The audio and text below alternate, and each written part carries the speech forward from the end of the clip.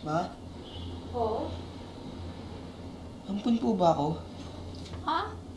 Sino naman nagsabi sa'yo niyan? Kasi ma, lagi na akong inaasar sa school eh. Ampun daw ako ma eh.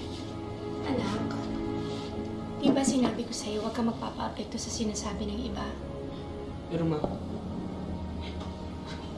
sabihin mo sa akin ma, ampun po ba ako? Ha? Ma! Ampun ba ako? Ha? May paliwanag mo po ma.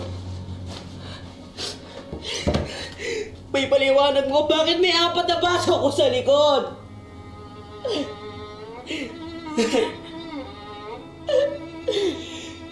Matagal na namin itinago ito sa'yo, anak. Pero sa palagay ko pa na pinagmalaki